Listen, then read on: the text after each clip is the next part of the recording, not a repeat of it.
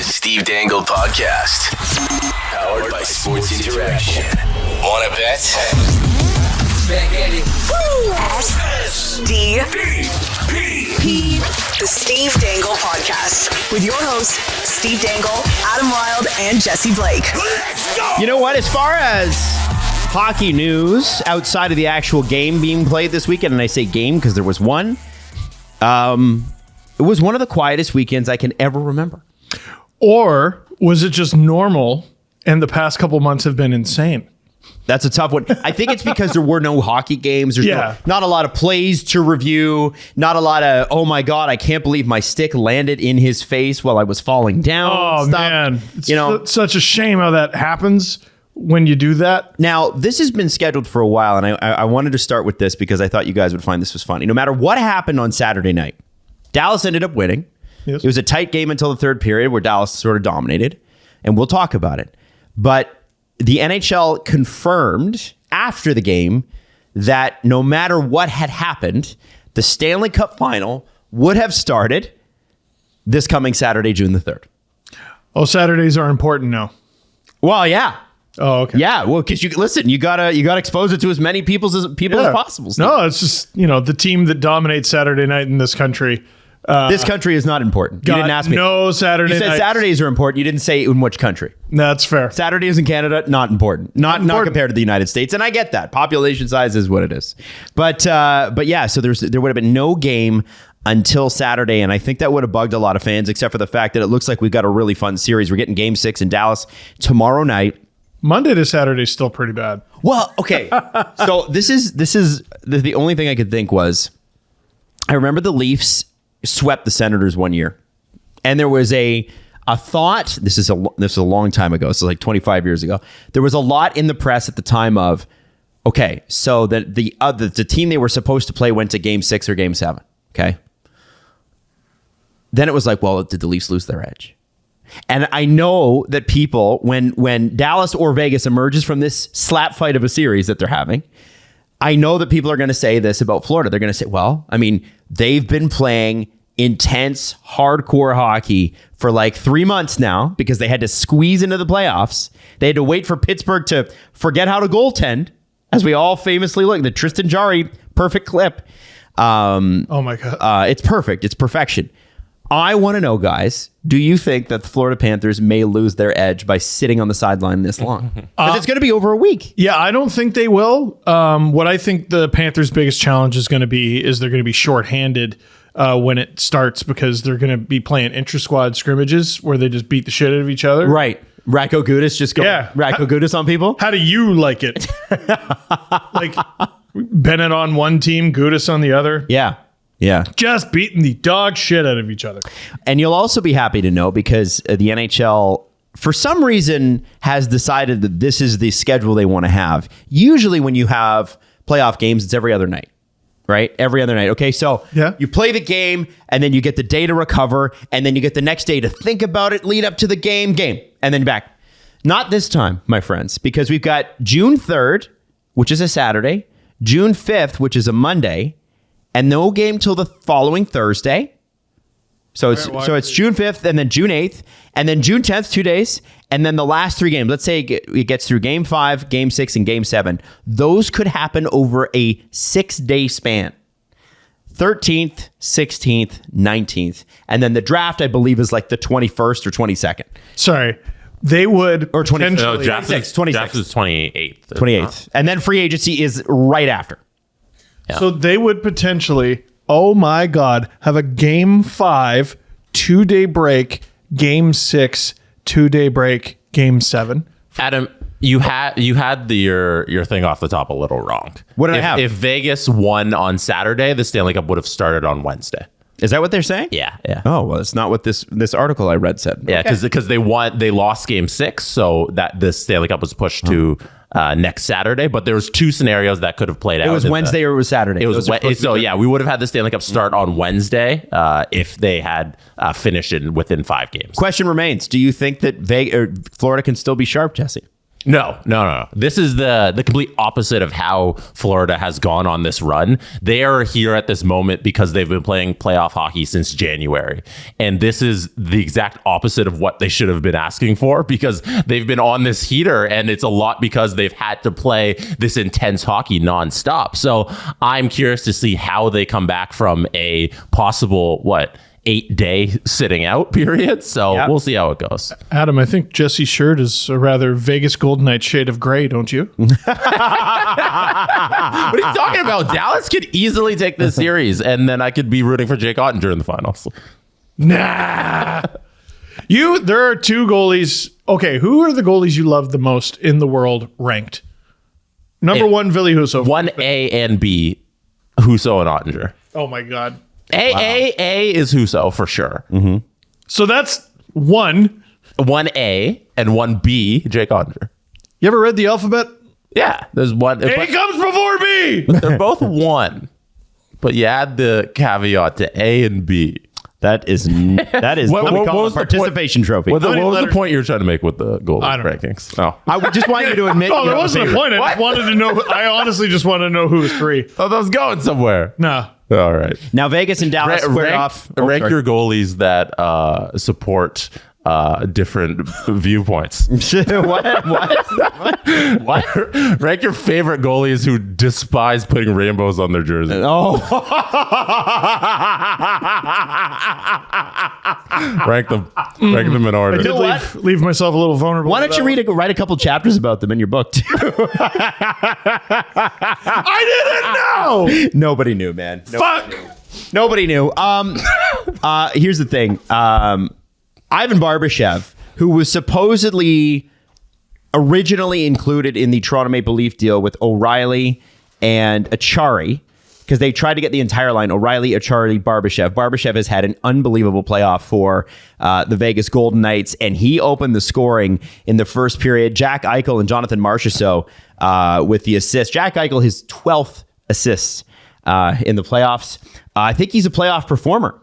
Yeah, I wasn't going to make it about the Leafs, but since you already started. Well, and I think, did we talk about Friday how Dubas did not want Kerfoot included in that trade because it was supposed to be a part of it? Right. So there's that. But this is now the second straight year where the Leafs were supposed to get a forward who they didn't get, and he ended up going to the Stanley Cup. Who was last year again? Hagel. Oh, Brandon Hagel. And now this year, Ivan Barbashev. By the way, I want to come back to Brandon Hagel.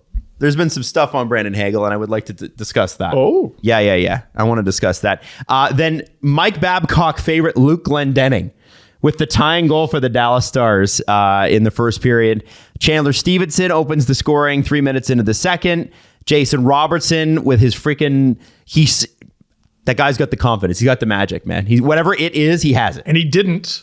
And now that he's got it, everyone's in very big trouble. Yeah. And so, throughout those first couple of periods, I don't know. The score is about similar. Shots are about similar. But I think it was Dallas sort of willing themselves. And also, when do you expect Ty Dellandrea to get 2 goals in a period? Ever? Ty Dellandrea was scratched for 2 games in this series. Healthy. He was perfectly fine to play, and they said, hey, we got a bunch of forwards who are better than you, and we don't want you in the lineup. And then in the most important game in their entire season, Mr. Dellandrea comes up with 2 goals. Absolutely unreal. He's still only 22, Ty Dellandrea. He'll be 23 in July. Port Perry, Ontario's own. Big things were expected of him, but he's a bit of a late bloomer. Sounds exactly like the sort of guy who's, probably going to go to Florida in the offseason and score 40 next year. No, if Dallas is smart, they keep him around. That's a talented young kid. And it's like 22. He's still so young. Late bloomer. Yeah. And he didn't miss a single regular season game. Yeah, but is 22 a late bloomer? I feel like he's still young, right? No. I think 26, 27 is a late bloomer, right? That's what we qualify. Like Michael Bunting was 42 and won Rookie of the Year. You could even say Artemi Panarin, who was 24 when he broke in, although he was great in Russia. We knew he was that Calder Trophy race. Like, if you weren't there at the time following hockey, people were so mad. Oh, I know. Like, that was a really angry year of hockey because of how mad people were that Panarin was a professional hockey player who came in over here, and he probably shouldn't have been classified a rookie, but those are the rules. So I don't you like can't be that. upset at it I don't because like that. those are the rules. If you have never played in the NHL before, you're a rookie. That's And how there is an age though that they stop you, eh? yes, 26. Yeah. Which is stupid. Listen, man, if you haven't played a game in the NHL or you haven't, 25 games where you consider you play the full, if you haven't strung 25 straight games together and you're 28 and you come in and you play good enough to win Rookie of the Year, you should win it. Isn't that incredible? That's incredible. There should be some sort of like holy shit award. Absolutely. It's called the Calder Trophy. Yeah. Like, I don't understand. Like, it's like, oh, that's a surprise. Holy shit. I think Dwayne Rollison, if I'm not mistaken, he broke in with Calgary when he was like 31 or something. It was like a crazy thing. Thomas was pretty old. And he, Tim Thomas was old. Now, Dwayne Rollison didn't change the world, but Calgary stunk that year in 96, 97. But like, he still was like, oh, hey, this guy's pretty good. Do you want He was older. Calder Trophy eligibility rules? Give it to me. To be eligible for the Calder Memorial Trophy, a player cannot have played more than 25 games in any single season, preceding season, nor in 6 or more games in each of any 2 preceding seasons in any major professional league. Beginning in 1990 to 91, a player must not have attained his 26th birthday by September 15th of the season in which he is eligible. Okay. So I was just looking. Dellandrea was a 2018 draft pick. And Which seems like a long time ago. it does seem like a long time ago, but you'd get drafted in 2018. That mees you're able to play 18-19 in major junior. You're able to play 19-20 major junior. And then what happens in 20? COVID. Yeah. So it screwed up a lot of players' development. And like, I'm just looking at like some of the players who we're looking at like, oh man, like when are they ever going to show what they got? And like Vitaly Kravtsov is a 2018 pick. Philip Sedina, Ty Dellandrea. These are all first round picks. Martin Kaut, who they expected big things from with oh my God, Colorado. And even to a lesser degree, Rasmus Sandin, a little bit like, oh, what is he? What isn't he? And it's like, dude, his development got totally shafted. Give him some time. Yeah. So I think we're going to see a lot of this for a long time. And we're going to be like, oh, COVID was forever ago. But it's just not how it works. They put some players back a year. Yeah, those are really formative years. Yeah. And we're talking about Dellandrea like, oh, well, he sucks now. Yeah, and like we see it up close because we analyze the way Nick Robertson's career has gone, and that's He's a guy another who's great just example, been yeah. just been messed up by the way the world went through it during his development years. So yeah, there's more players like that than we know around the National Hockey League. I also think it's fair to say that there's probably going to be a development blip in the younger years. So, the people who were 13, 14, 15, when the COVID year was basically locked out, they couldn't play hockey. There's already scouts sort of talking about the fact that there will be some standouts, no question, but there's going to be a bit of a weird couple of drafts coming up that they're just not totally sure. It doesn't mean that you won't be as good. It just means you might develop later. Yeah, the junior B hockey in the GTA has just been struggling Terrible. lately. It's garbage. Like Just sloppy garbage. play from those junior B guys. You guys need to Get better, tiny child. get your crossovers better. Yeah. Yeah. Idiots. Should have found some ice, shouldn't you? You know? I don't even remember. Shut up. Jamie Benn will be back for Game 6, and this is a big deal for Dallas, unless he puts them down by 5 minutes again, which I don't think he will. This is one of those things where it's like Vegas. This was your chance to really shut him down. They don't have their captain, and he's big and mean and scary. Yeah, big blown opportunity for Vegas. And if I know anything about Jamie Benn, I think he's going to register 3 hits in his first shift. Like, there's going to be none of this. So make sure you behave, Jamie. None of that. No, he's gotten to where he is because of who he is. And listen, they've shown you, they drew a line. We now know cross checks for an attempt to decapitate are not allowed. So just stay in front of that line and you should be A-okay, Jamie. And he can do that. I think he's capable of it. There's only one game in his career where he couldn't do that.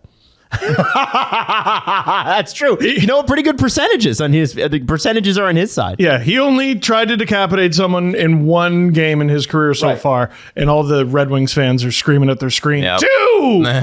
It was 2!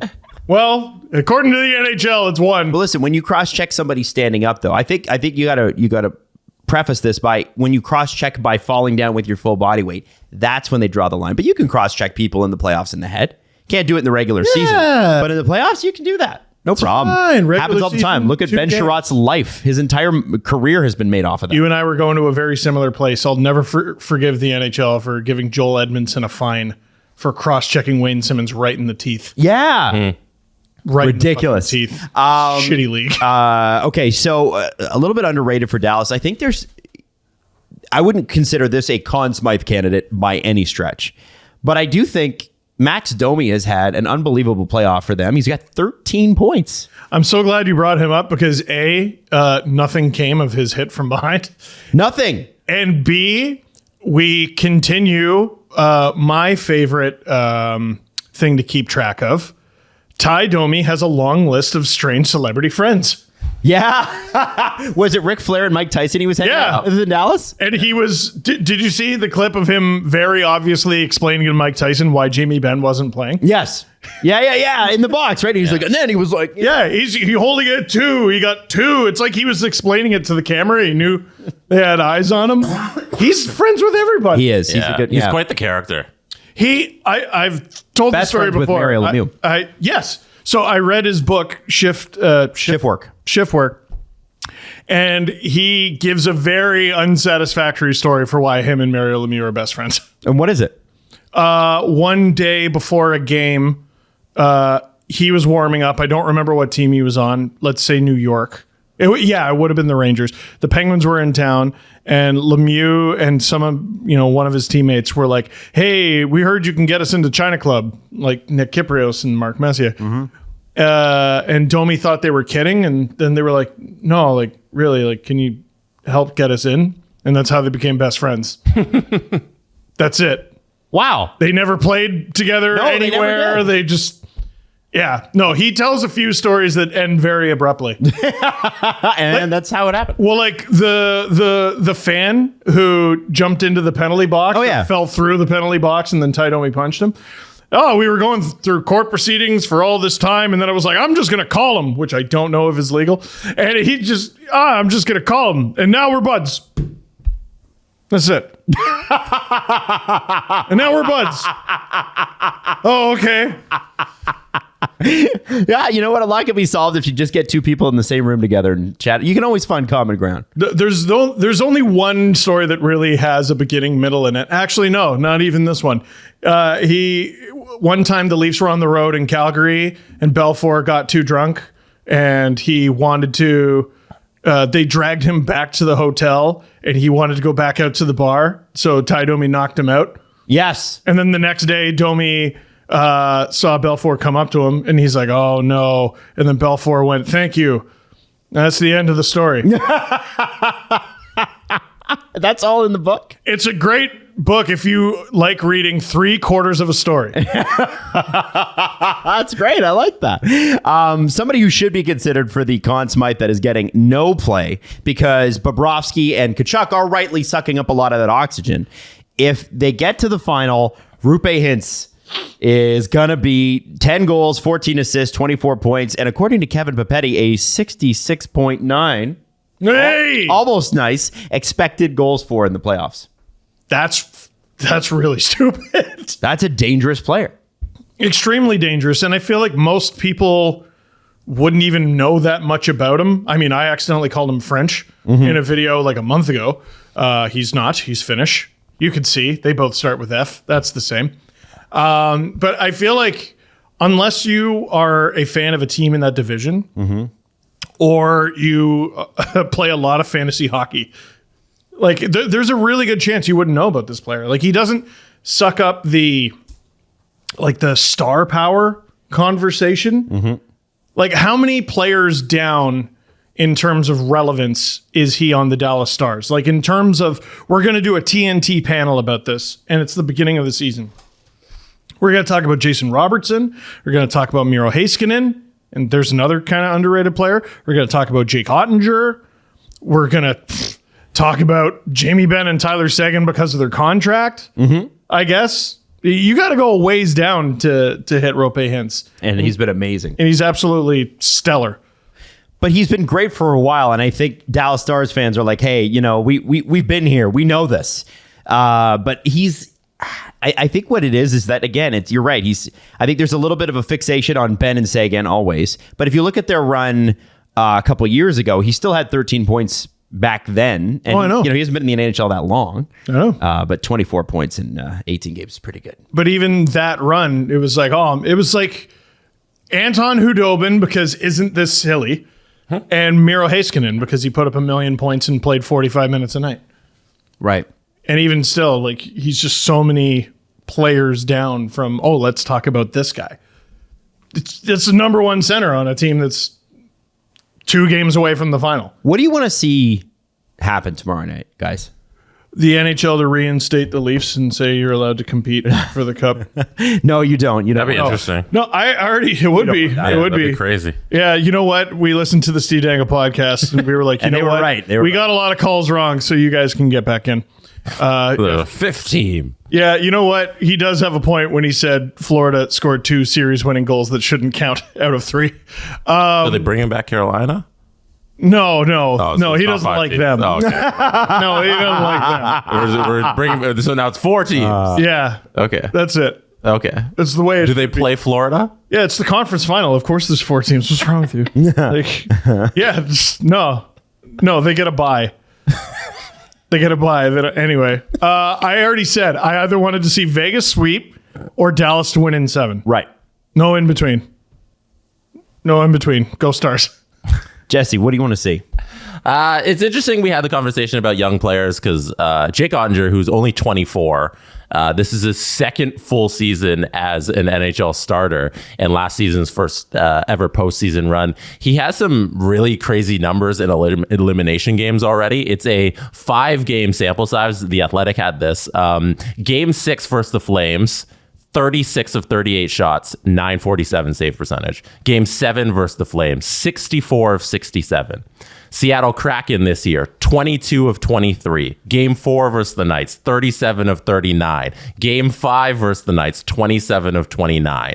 He doesn't have below a 931 save percentage in any elimination game. And these are like the Vasilevsky numbers about their run those 3 seasons in a row going to the Stanley Cup final. And damn it, those numbers matter. And they matter a lot. Yeah. So Aiden Hill was battling. Aiden Hill was fucking fantastic on Saturday in Game 5. So we might see another goalie battle. And that's kind of what I'm expecting here tonight. I had a tweet that I didn't think would get a lot of attention, and then it seemed to. Do you know how Vegas got Aiden Hill? How did they get Aiden I have no Hill? idea. They traded with San Jose. Mm-hmm. Any idea what they sent San Jose? Future considerations. A bit higher than that. Okay. What is it? Was a 2024 fourth Nice. for Aiden Hill For their number 1 goalie. in these playoffs, Yeah. who is kind of their third. Who's their backup goalie because their number 1 goalie went down.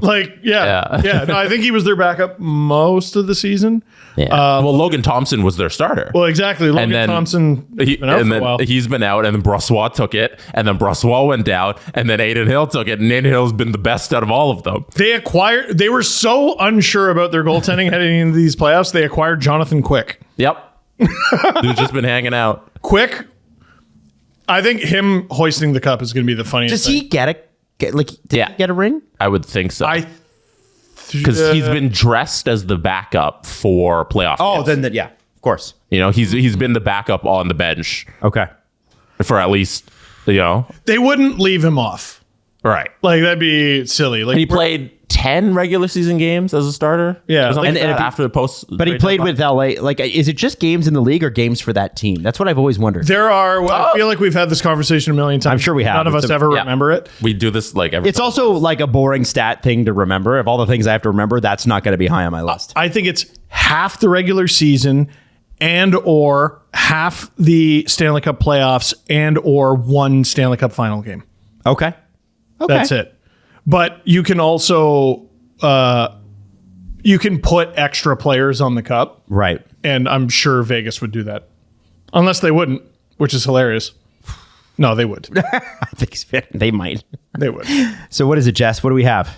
It's half the 41 games or one game in the playoffs is your eligibility. One game in the playoffs. For your name automatically on the Stanley Cup. Oh. Backup goaltender must have dressed as the backup for one of the games Stanley Cup Finals. So Jonathan Quick is eligible because he's been the backup for one game in the Stanley Cup Final. He'll have to do it. Oh, yeah, in the Stanley Cup Finals. Yeah, first they have to make it to the Stanley Cup Finals, and I assume he's going to dress as the backup, at some point. Except they're not going to make it because Dallas is going to beat them. We'll see. Right? We'll see. Anything could happen. I don't believe it will, but we'll see. I think the important question here about this series and moving forward is it time to release the hot dog machine himself, Phil Kessel? Oh, man. He hasn't played, has he? So his Ironman streak is still intact because playoff games don't count. But he was healthy scratched for the first time in, how long has the streak been going? Since 46 fall years? 2009. Wow. So fall 2009, first time he didn't play a game was earlier in, I think it was the first round or second round when they healthy scratched him. I think it was the first round. And he hasn't played since. Since John Tavares' rookie year. The Ironman streak, I assume you guys are on the board of, hey, it still counts because it's regular. Adam almost knocked over his mic. But it's a little weird now that we're going to go into next season. He's still going to be putting on the numbers of the Ironman streak, but it was kind of ended. It counts to me. It's a regular season Ironman streak. I think the problem that he's going to have is, and Elliot Friedman, I think, mentioned it over one of the intermissions. It just goes to show what a bunch of wimps NHL GMs are. They don't want to sign guys who are on streaks like this because they don't want to have to be the one to scratch them. Now, the San Jose Sharks, I believe, signed Patty Marleau after he was good and done, and had him play, but they weren't going anywhere, and I think they knew that. I wonder if Phil Kessel ends up on a non-Arizona team that knows it's not going to do much next year and does a little bit of is Phil Kessel, has he graduated to the point where he can provide you good veteran leadership? Is he a good presence to have around young players? Because when he was in Toronto, when the Leafs hired Mike Babcock, Phil Kessel was still on the roster. People forget that. Yeah, there's also to me, this is just further proof NHL executives don't watch hockey. Who has this ever applied to? What do you mean? Players on Ironman streaks where, oh gosh, I don't know if we can sign them because what if Keith Yandel? And we went through that. That's why it happened. That's literally the Flyers didn't want to just him. They didn't want that. He is the pillar for this argument. He's the only pillar of the argument. Yeah, him and Marleau. Yeah, they saw what happened with Keith Yandel and they're like, I don't want to go through that. Yeah. And what a bunch of wimps. Yeah. You can add a player for cheap who could potentially be really good for you. But no, I don't want to be the one to healthy scratch him. Mm-hmm. Oh, just for politeness, because that's what this league is known for. I'm going to let him play all 82 games this regular season and then scratch him as soon as the playoffs begin. You weirdos. Do what's best for your team. I don't think they should have scratched Keith Yandel. I think Philadelphia was wrong. Well, they were garbage anyway. They were bad, and there was other spots in the lineup where I forgot the name of the rookie. I apologize. Who played in his place? But it was the hoopla started before he even got to Philly. Mm-hmm. Yes, because remember Florida. The Panthers threatened to do it, and the players went, what? Yeah. Do you remember the revolt they had against management? The least professional thing I've ever seen that they took no criticism for. The players very openly moped and pouted about the decisions that were being made during the regular season. Mm-hmm. And it was just fine because a lot of the hockey people were like, yeah, well, Gerard Gallant got did dirty, so fuck them. Mm-hmm. And they didn't say the things they usually say in those situations. And in that situation, they won. Yeah. The players did. Yeah.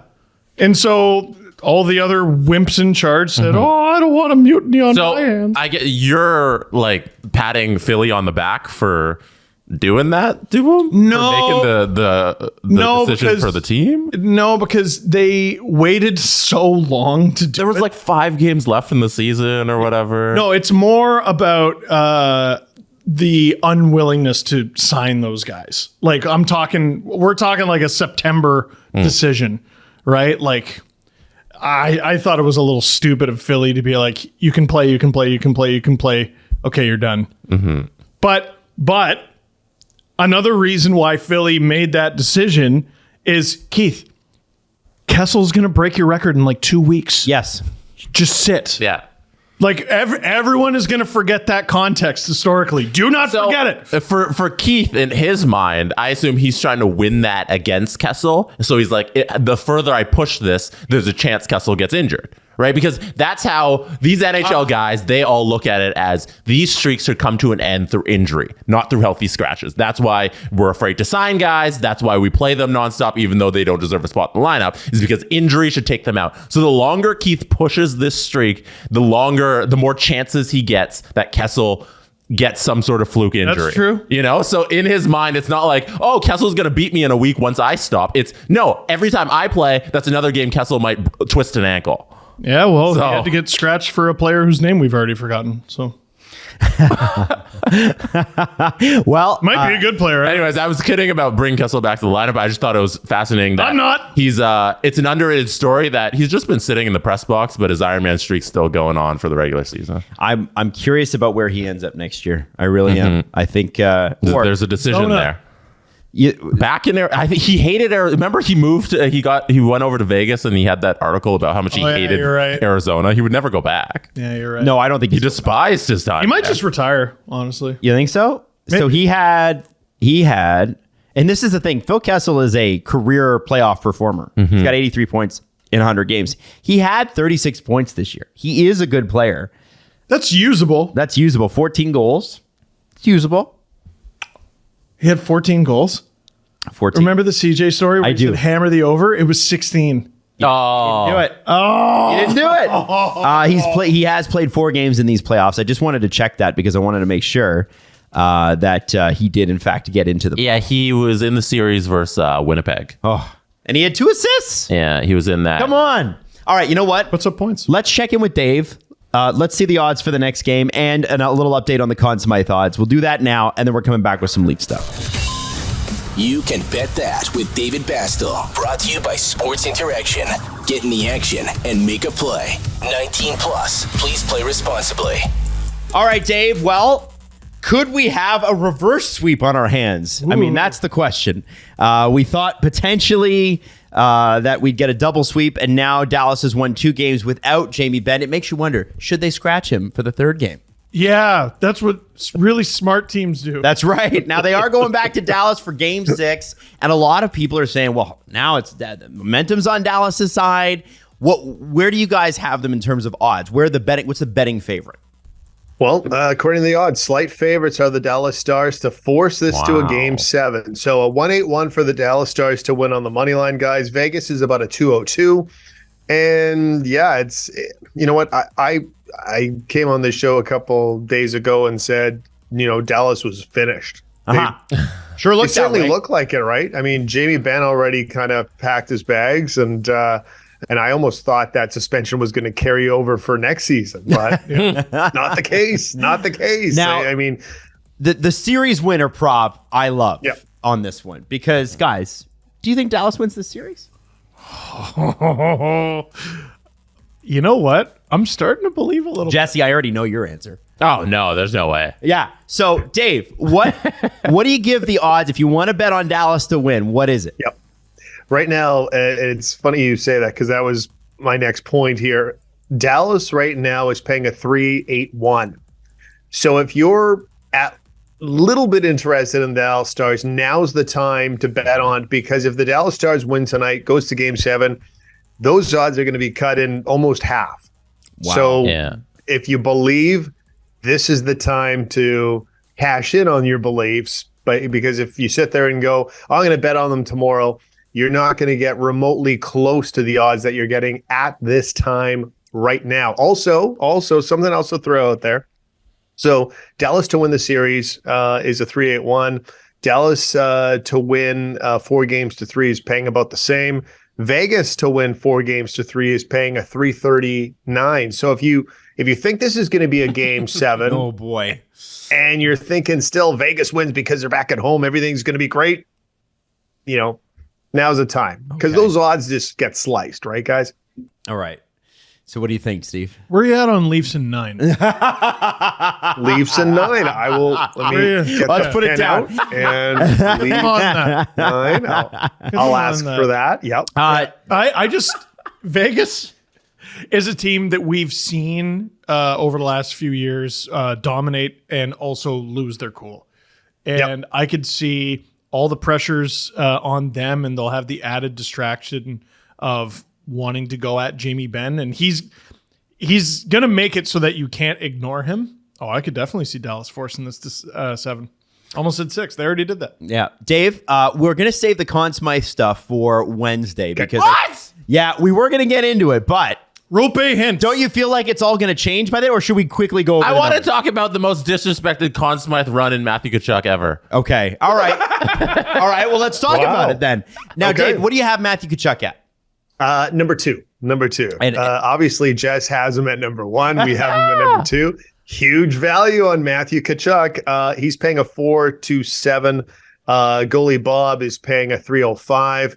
You really think Tkachuk's I'm not doubting what Tkachuk's done, but if they don't have a goaltender that's been outshot in 75% of the games, you really think Florida's part of this equation? I got a good friend. His name is Adam Wild. He taught me something very I important. like him. Oh, he told me that goals mean the most in hockey. They do. Of all the stats. And Matthew Tkachuk has done nothing but score game-winning goals. And if he true. does anything in the Stanley Cup final remotely like he did in the 3rd round, where he has like an OT winner again for the 4th time, I'm counting the Game 4 winner as an OT winner because it came with a couple seconds left. Oh, it basically was. Yep. The dude deserves to be the Conn Smythe winner for being the most clutch playoff performer in the history of time. So wait, goals are the most important?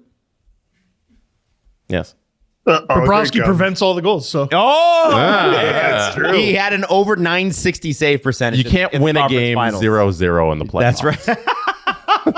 you know what? In the Somebody's 90s, gotta put they them- tried. They did try. Dave, thanks so much. We're going to talk to you Wednesday and Friday this week. So looking forward to the updated odds. Then we may you know have what? go You ahead. know what? I'm going to add one more thing. Do it. I'm going to try to get a Jesse Blake prop up there saying that Bobrovsky and Tkachuk share the Conn Smythe trophy. Oh. Because it's happened before in the NHL. It's happened before. Do they share the trophy? Because this might be the time that if Florida wins, maybe we share. I'm taking that all day. That's great. Good one. All right. All right, Dave. We'll see you Wednesday, pal. See you guys. Bye for now. You've heard us talk about this before. It's the 4th annual Lauren Wright co-ed slow pitch tournament in honor of Lauren and in support of the Kids Help Phone and Bereaved Families of Ontario Durham chapter. The tournament is held in memory of Lauren Wright, who was lost at the age of 18, May 28th, 2014, to suicide. There was a silent auction. There was monetary donations available. And if you want to be a diamond sponsor like SDPN, because we are, it's a $250 donation with your company name or logo. And you're going to actually be, shown off on the banner at the tournament as well. If you'd like to be a part of it, check it out on Facebook. Search up Lauren Wright with a W, Lauren Wright Memorial Co-ed Slow Pitch Tournament. So on July 1st, we'll have we're going to do a free agency show. And it'll look a lot like our trade deadline show. So we're going to have a bunch of videos every time a signing comes out. We'll do a quick video, pop it up, whatever. You're going to be able to get your, SDPN content, whatever. And then we'll kind of release it as a podcast after. And it'll be fun because we're going to be in here all day watching the signings come in. It'll be a Saturday. It's going to be gorgeous. It's going to be nice, right? Like, we have a big long weekend after that. And then, obviously a few more shows, and then it's summer break for us. But one thing that we're hearing now is guaranteed not to happen on July 1st. So start pre-freaking out about it. Is Auston Matthews signing with the Toronto Maple Leafs? July 1st triggers his full no move clause. It's not a no trade, it's a no move. Not that it matters that much because you're not going to waive Auston Matthews, but you can't. This probably reduces the number of teams he can be traded to from 6 to 3. Yeah. Honestly. Yeah. It's not a crazy thing. The one thing, though, I wanted to point out, Luke Fox from Sportsnet, he said, everybody stay calm. He said Matthews will not be renewing his vows to his Canadian team on Canada Day. It's not going to happen. Because what's the rush? Now, he did point out, and I thought this was interesting, that a few other of Judd Moldover's clients had signed, one of them had signed in July and one of them in October.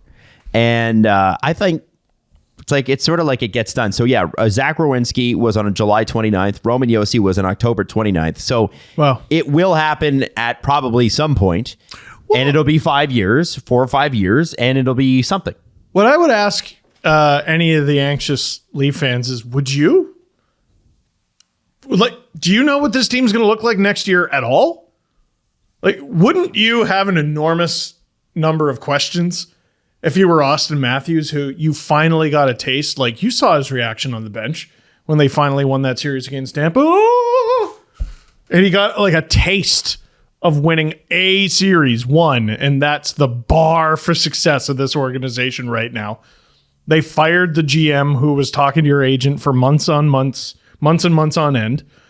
You don't know if, you're Batman, but Robin may not be back. Mm-hmm. Well, and that's the thing, right? I think there's Luke Fox does go to lengths to say that he needs to know what the future of this team's going to be before he signs. I don't blame him. Wouldn't it be funny if Brad Treliving lost Johnny Gaudreau, Matthew Tkachuk, and Auston Matthews? No, it would not. That is not the word I would use. That's you don't think that'd be? What's the quickest a GM has been fired? You don't think that'd be comedy? I would call for him to be fired. Yeah, but he just got here. He would be fired. Those I know. No, he just got here. What if he just loses them, but he's still fired. GM? Here's the thing, Jesse. Stop showing up to work. He may not just lose Auston Matthews. If you lost Auston Matthews, you probably lose Nylander, and you got 1 year left of Marner, so you might have to trade him. And Kerfoot. Oh man, it just so he gets four big names on the resume. Yeah, Johnny Gaudreau, Matthew Tkachuk, William Nylander, and Auston Matthews. Good God, this is so bleak. I don't know. We're bringing the guy that's his expertise. There's also a real logjam here, and I do get a kick out of. I think a big reason there's a logjam is because of Dubas. It's kind of an interesting. Who knows? I'm just trying to give fans something to be hopeful about. But what if this is a bit of a calculated risk from Shanahan in that he knows this is going to throw a giant wrench in the cogs of the entire NHL because the Sens are up in the air. The Penguins are now up in the air. The Rangers are up in the air. The Hurricanes are up in the air, and all to varying degrees. The Flames actually just finally got their house sorted, right? But now, when does June begin? In a couple days, this week, right? And so all these teams still won't have a coach. They're going to have empty slots at AGM. They're not going to have a GM. Some teams don't even have a president. Some teams don't even have an owner, right? So I think it's very funny that the reports are the Penguins basically have an offer for Dubas, but he needs a few days to mull this over. So he's still holding things up for understandable reasons. I'm not saying he should hurry up or anything. It's his family and his future. But once that gets done, it's going to fly. It's going to fly. The Sens situation feels like a tad disrespectful to the people that are there, Anthony LeBlanc and Pierre Dorian, the president and GM, when they have those two positions filled, and yet everybody is acting like they're on their way out because they're getting new ownership and, they can get Kyle Dubas, so you automatically don't have a job anymore, LeBlanc. It feels a little unfair to those guys who have jobs, and yet they're already acting like they're fired. Yeah, there's rumors of Dubas waiting for that job and wanting that job. It's just not what I'm hearing. It's just not it's Pittsburgh, basically done and dusted. Mm-hmm. I have heard of someone else going to Ottawa. That's you know what? I'm not even going to elaborate on that. If you listen to last show and you listen to this show, you're going to understand what I'm talking about. And you Okay. have to put those two things together. Don't help them. All right. Don't you dare. Going to Ottawa in what position? Presidente. They have a president, do they not? They have a president. And What's their name? I believe Anthony LeBlanc, Oh, the president of business operations for the Ottawa Senators. Pack your shit. Tony. Wow. Unless I guess they split up, and maybe they have a president of hockey operations if that isn't Pierre Dorian, I guess. So the Sens situation is so interesting because Also, who's hiring them? Yeah. That's great the question. Yeah. Great Yeah, question. because the Like thing, guys are going to get hired, guys are going to get fired. well, because like if you go now and then the new ownership doesn't like you, you're there for a year. It's just a waste of everybody's time. It is. Yeah. Yeah. What? That's weird. It's extremely weird. Yeah. It's an extremely weird offseason. Ottawa's never not weird. I hope that with the new ownership group, the business side of the Ottawa Senators becomes boring again. These are far more normal reasons to be weird. Yeah. Okay. I mean, they are going through a sale. It's still weird. Yeah. But like that's It's less common. weird than the last decade. It's common weird. Yeah. Yeah, I guess. There's a lot of people talking about how their opinions on Kyle Dubas will change if he ends up taking the Pittsburgh job and he becomes president. Do you guys feel that way? Well, No. that's how I felt at first, briefly. No. But like it's just why'd you say that? You just didn't need to say that. He didn't need to say we can and we will. Well, and there's that hurt him too. I think that, like, listen, that we can and we will podcast appearance probably cost them a couple $1 million on the contracts and stuff Oh and my whatever. But he did it and he had to experiment with it. And I actually don't blame him. I was right there with him on it. I'm not castigating him for that as well. But here's the thing, guys. When Kyle Dubas made those statements, he was gainfully employed and had been working on an extension since March. And then for some reason, and we discussed this at length the last couple of weeks, his boss drove home, got cut off on the gardener, and decided, nah, maybe I'm not as into this. I need to know who did it. And so I think that you're taking that quote and you're applying it where the context no longer matters. Because the context has changed. He got fired. And by the way, he's got 2 young kids. He's not going to work. Well, so you either get It's either the Leafs job or I'll never work again. you either get the president's job, which is a promotion, or you get the GM job of a team that's won recent cups, even though they've also been just as futile as the Leafs in recent years, actually more so. Yep. But you get to be Sidney Crosby's GM. That's nuts. Yeah, it's kind of cool. It's kind of cool.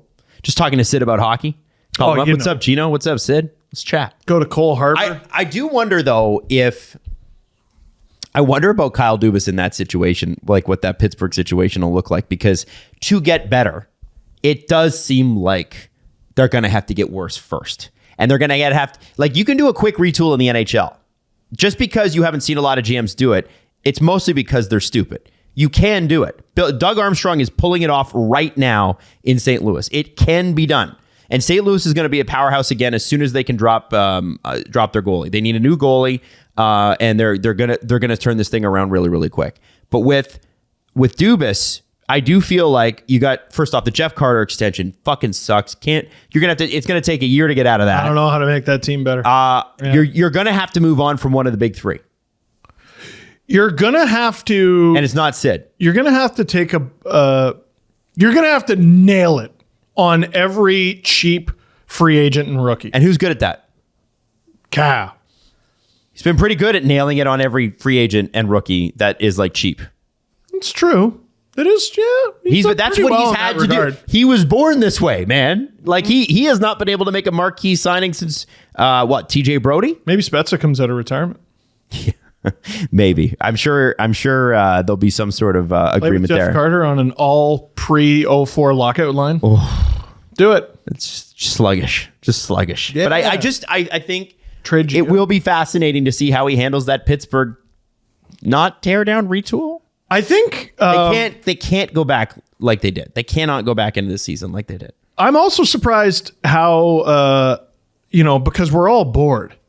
Yeah. We haven't watched our team play. Pens fans and Leafs fans, our teams have been out for a while and we're all bored. Why haven't we talked about the thing that always happens, Okay. when a GM goes to another team, who is Kyle going to bring from the Leafs? Why haven't we talked about that?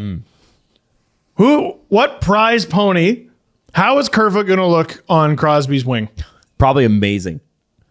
It's probably the best he'll ever play. Kerf, Hall for sure. maybe. Is Bunting too high profile? Did he spend? No, did he I think spend a lot that's of, done. You think that's done? Okay. Maybe though. David Kampf makes a lot of sense there, doesn't he? It's possible.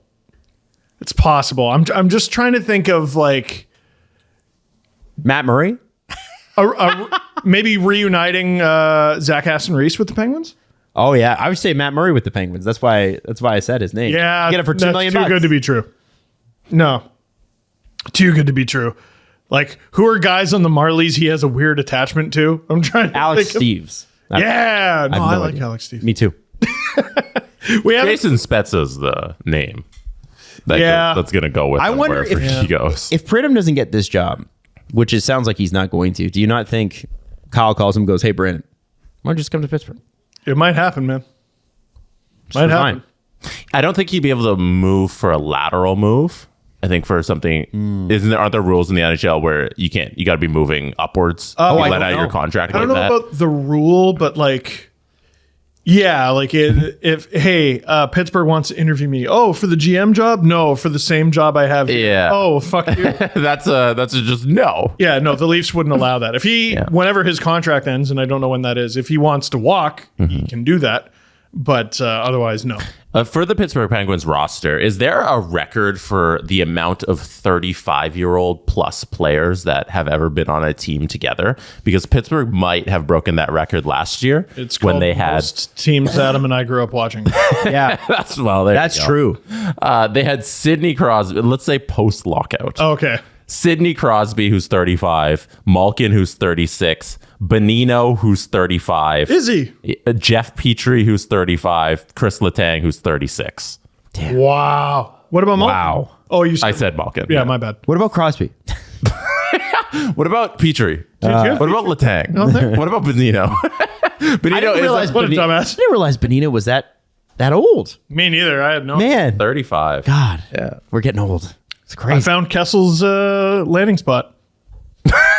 Just get the band back That'd together. be awesome. That'd be like, be just kinda neat. commit to I what don't you know. are. Be old. Just be old, but like it works. Yeah, It didn't. Shut up. Yeah, it did. It worked didn't fine. at all. It worked fine. Don't ruin my thing. They missed the playoff. Yeah, I know. No, they need a goalie. Mm-hmm. They need a goalie real bad. And lots of roster construction. To be younger and a lot of things, and let's just make peace with the fact it's not a great team. Mm-hmm. It's It not. seems like it's a position that Kyle Dubas, not necessarily, he probably wants it because he's probably going to take it, Sure. but it seems like an upgrade in that he's going to get everything he wanted with the Leafs, in terms of just the control. But Fenway Sports Group, we know, is pretty demanding ownership. They want to win. They want to win all the time. So there's going to be those What's that constraints from ownership coming down, but he's going to be the one reporting to ownership in that respect, so that he's getting what he wants there. He's not necessarily getting free reign because ownership's going to be breathing down his neck constantly because that's what Fenway does. But he's going to get, hey, I'm the guy who talks to the board, which is kind of what he was seeking. I'm the one who knocks. in that email Yep. to Brendan. So, Absolutely. Well, and good for him. If he takes it. I saw somebody else writing on over the week. I think this is going to become a thing, by the way. Something that we talked about last week. Brendan Shanahan's the GM, right? Mm-hmm. yeah. And So what are you waiting for? Make some moves. Do it. The GM's his AGM, essentially. Is Yeah. how he's been running the you're operation. the paperwork guy. Yeah. You come up with the trades, and I say yay or nay. I get all the fun stuff. And it's almost like when you're playing NHL 22 or 23 and they approach you with a trade and you're like, ooh. On your BlackBerry. And it's usually, Because you have several BlackBerries. it's always bad, by the way. Have you ever gotten a good trade proposal on those NHL video games where you've been like, you know what, I should take that? Patrick Hornquist for your next 4 firsts. That's usually what it asks for. It's like crazy No. asks. You get some decent ones, and then they'll be like kind of there, and then you can edit them because there's a framework of a deal, and then you start negotiating that way. Is that how you do it, GM Jesse? Yeah. Yeah. Spent a lot of time in those games. Yeah, you have. So yeah, we started at Auston Matthews, but I do think that there is going to be. I mean, there's got to be something this week. What has fascinated me about the Leafs GM search is the fact that no other name has emerged. It's just Brad Treliving. No. Like, what other verifiable name? There's been names thrown out there. We know Chiarelli's got his name out there. And by the way, I don't think the Leafs have called him. But I do think Chiarelli got his name out there. I mean, we had Ray Shero on the Agent Provocateur last week. He was great. We asked him in not so many terms about it. We said there are some GM openings. Would you be interested? That sort of thing. But like, what other verifiable name have the Leafs talked to? I haven't heard one. I'm trying to find, like, didn't Frank Cervalli straight up say, yeah, here it is from 2 days ago. As the process to find out the next Leafs GM gets moving, I'd expect Toronto to interview at a minimum Jason Botterill, Marc Bergevin, Brad Treliving, and Peter Chiarelli. Yeah. If they haven't already. So he's not saying they have, or even that they're definitely going to, but he is seemingly saying this is very likely that it's going to be Jason Botterill, Marc Bergevin, Brad Treliving, and Peter Chiarelli. But that's not a confirmation. We know we have confirmation on Treliving. That is clearly not a confirmation. Hey, do you want to? Can't report that. Otherwise, he would have confirmed it. You want a glimpse into an overthinker's mind? Why did he put them in that order? I would never have thought that. Botterill, Bergevin, Treliving, Chiarelli. Like, it's not alphabetical. What are you up to, Frank? Tell us, Franklin. I want to know. Yeah, so it's those four. It sounds like are the most likely guys. Now everybody That's seems a bad to think list. That's a bad. It's not great. I mean, we tried to talk ourselves into Jason Botterill, but even that wasn't. I don't mind. It's just Tage Thompson is the good in that. But I'm also looking at this too. Like, everybody's talking about, Keefe's as good as gone. I don't know, because the longer this goes on, the more you think, okay, but who else then? Mm-hmm. And when I say that, I want to bring this up. It's looking like the Rangers' next head coach will be who? Peter Laviolette. And I was just... Holy hell. Okay, let's figure out what's going on with this guy and why he's in every coaching rumor ever. First of all, ridiculous amount of turnaround. Yeah. He has been on the Bruins, Hurricanes, I skipped one. Bruins, Islanders, Hurricanes, Flyers, Predators, Capitals. And, I mean, what a resume. I mean, you need to move heaven and earth for this. In 2006, won the Cup. What is it about the 2006 Hurricanes? And it wrecked hockey for a bit. Dude. Cam Ward. Cam Ward. Bad goalie. Rode his performance in 2006 for 15 years? Yeah. Somehow at like 38, he hadn't had a good year in about a decade, and people were like, "Wow, we got to get Cam Ward, good veteran goalie." So here's Laviolette's coaching record after they won the Stanley Cup. Out of the playoffs. Then I guess he was fired and didn't get to compete in the playoffs. Lost in the finals with Philly, and then here's since he last went to the finals. Lost in round two. Out of the playoffs. Didn't compete. Lost in round one, lost in round two. Oh, lost in the finals. Lost in round two, lost in round one. Didn't compete. Lost in round one. Didn't compete. It's a lot of playoffs, Steve. You know, I didn't realize Nashville teams were very good. They were. Yeah, I forgot he was with that Nashville team that went to the final. Yeah. Why was it Barry Trotz in my head? Because Barry Trotz will forever be a Predator in everybody's head. Yeah, I don't care who he won a cup with. No, it doesn't matter. Yeah, nice try, Washington. You can't trick me. Those shoulder pads just below the ears. Yeah. I know I saw him win a cup with you, but that doesn't count. He has the highest shoulder pads in hockey. What a dad build. It is a dad build. It is. Build. By the way, that's president of the Nashville Predators, Barry Trotz, to all of you. Forgetting that's a thing. No, like, dad who can just like, his grip strength must be unbelievable. Calves of like an Olympic weightlifter. He could run through a wall. Oh, absolutely. He holds a beer like unnecessarily, like if his hand goes around the whole thing like Andre the Giant. If Bane hadn't died in Batman, that build. You know what I mean? He's got the Bain bill. If Bain had a timeshare in Fort Lauderdale. Yeah. Don't you think? You think board shorts are your ally. Do you want to play shuffleboard? Yeah. So it's weird. Like just when you think he's not an effective coach, he ends up in the Stanley Cup final. So like, I don't know. Should we be making fun of the fact that Laviolette is... Why is anybody making fun of the I Rangers think to hire people Laviolette? are right now. I think rightly so. There are people that are like, "Hey, can we get some new blood in here?" And I think Leaf fans understand what new blood means. It means mistakes, but it also means new and creative ideas that can lead to an unprecedented run of success. And if you count only the regular season, that's what the Leafs have had under new blood with a guy like Kyle Dubas. But NHL teams are loath to do that.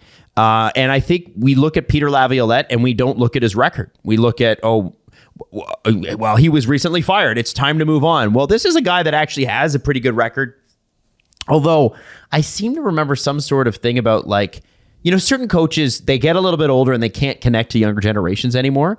And I seem to, I could be wrong on this. I have to look this up. It might be unfair to Peter if I'm completely wrong here, but I seem to remember there being some sort of disconnect in terms of communication with Washington. His run in Washington wasn't great. Wasn't good. It wasn't great. No. His last coach, if we're going off his last coaching stint, those 3 years in Washington weren't good.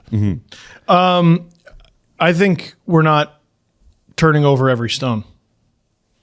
Guys, what if he's not going to the Rangers to coach? What would he be doing with the Rangers? Play.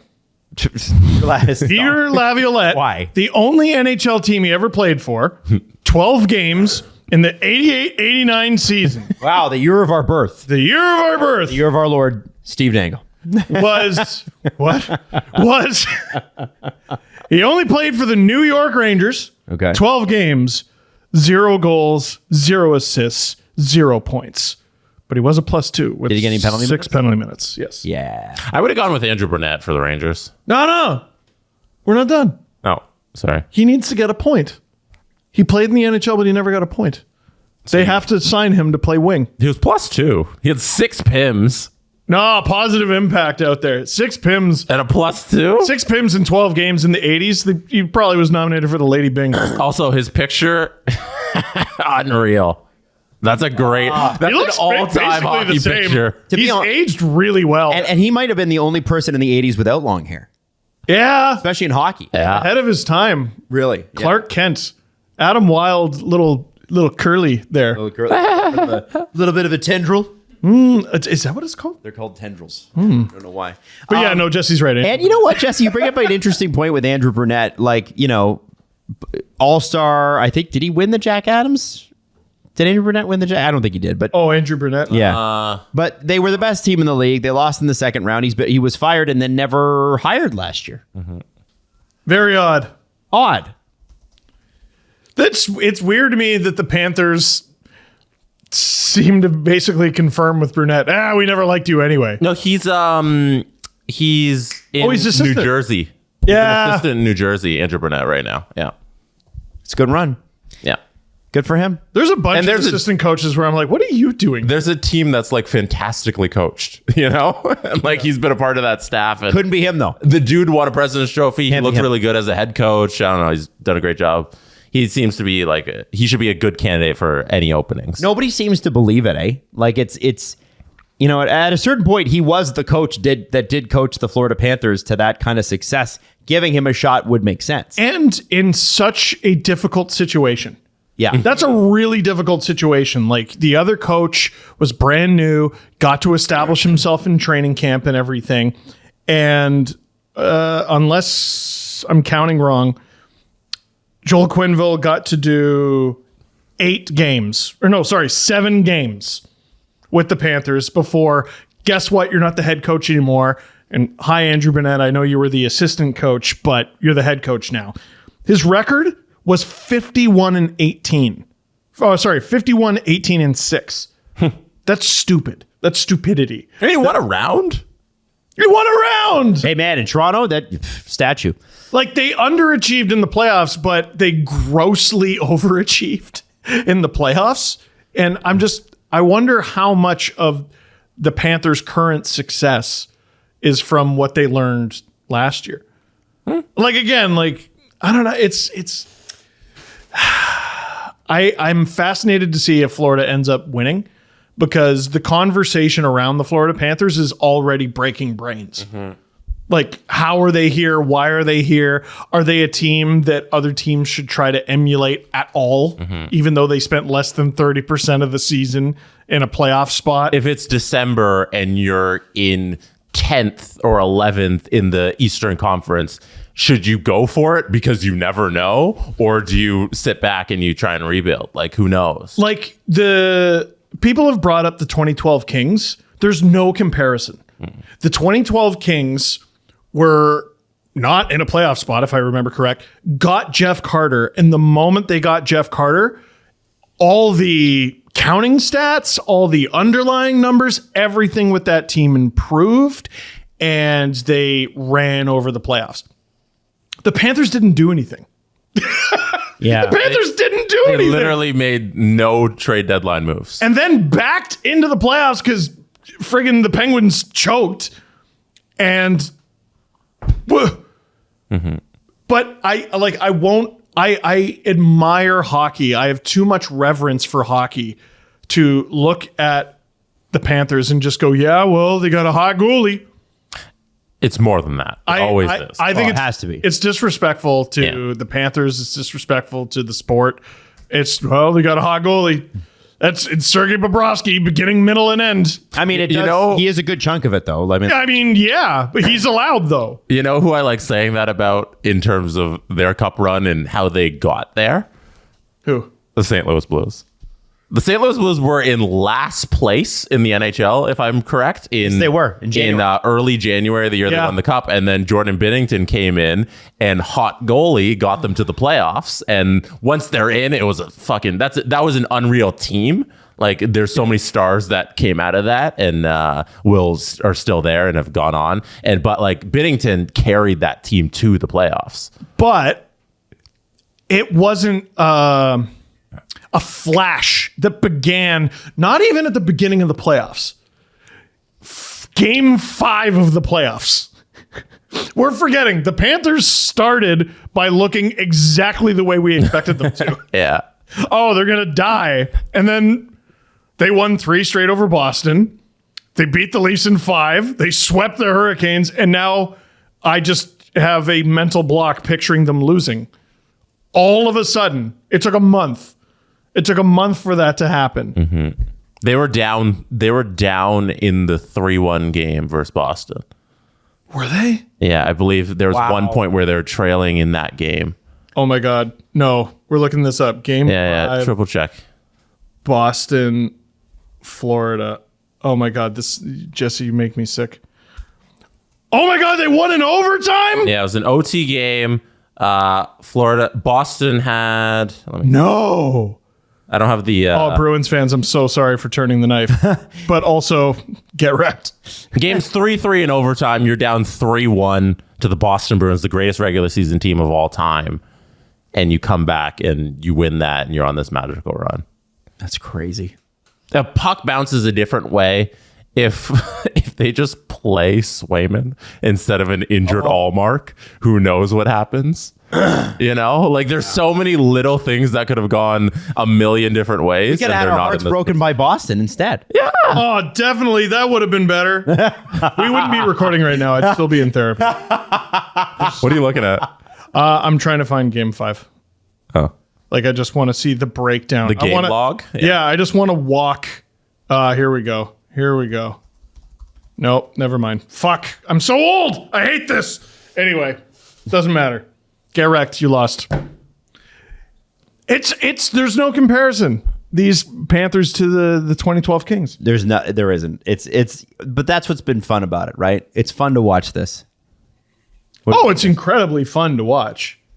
But like, it's really difficult to explain. Yeah. Yeah. And I think I think it's as improbable as the Vegas run was in 2017. And that's another one where it's like, well, the goalie though. Yeah, but like, what do they do around the goalie? Yeah. But Marc-Andre Fleury was the only legitimate NHL star on that team before that. It was like him and like probably number 2 was James Neal. Right. James Neal had a good year that year. He did. Yeah, I think a lot of it comes back to his performance in their first ever game. What do you mean?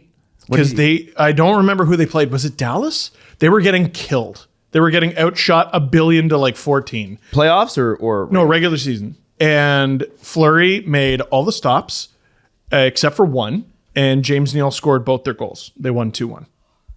Wow. And they rode that forever. And then it's like American Thanksgiving. And we're like, is Vegas good? Even though they're on their 5th goalie. That was another thing.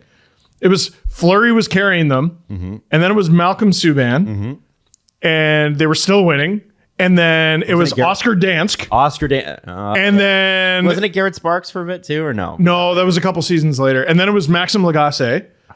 And then a guy who made his NHL re-debut this year, Dylan Ferguson. Wow. He was a high school student who Vegas had just picked in the 7th round. Or Dallas did, and they traded him to Vegas. I can't remember exactly how it worked. Friggin'... They still made it. Yeah. Steve, you want your scoring summary? So bad. All right, you've been more than I want to live. They didn't trail, but it was tied a number of times. So this is Game 5, Florida-Boston. It ends 4-3 in overtime. It was on April 26th. Sellout attendance at TD Garden. Steve, there is your scoring summary. Okay. First period, about halfway through the first period, Anthony Duclair scores his first of the playoffs, assisted by Carter Verhaeghe, so they take a 1-0 lead into the second period. Early in the second period, Boston on a power play. Brad Marchand turned the knife. Fourth goal of the playoffs. He was hot as a pistol, and he makes it 1-1. Adam, sorry if this triggers you, but 1:08 to go in the period. Florida's so good at this, dude.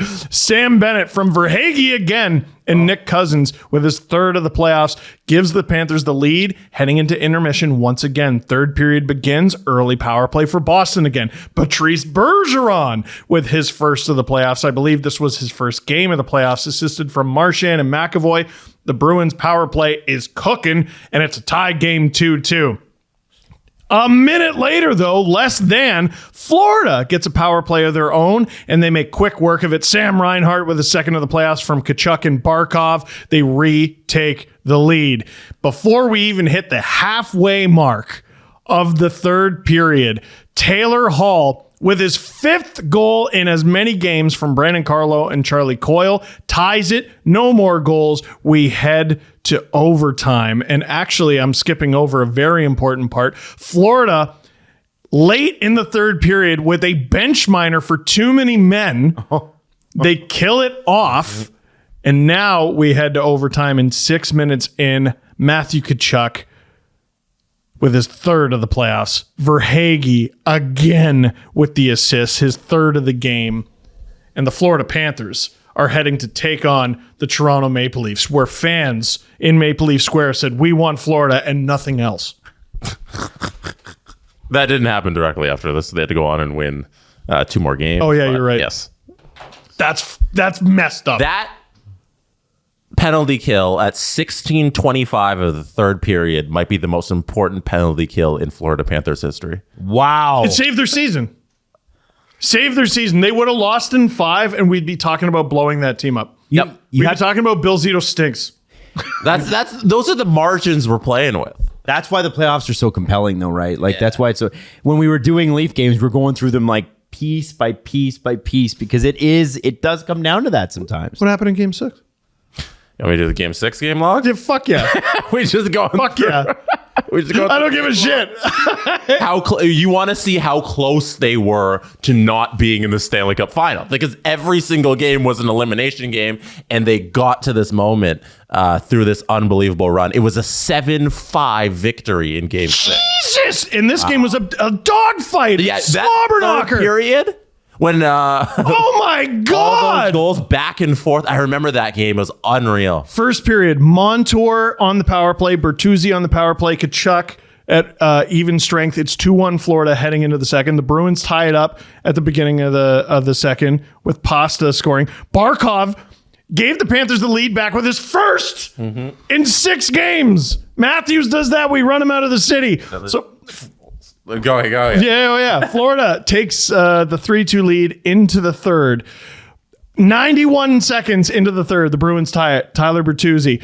Then 2 minutes later, they take the lead. Pasternak on the power play.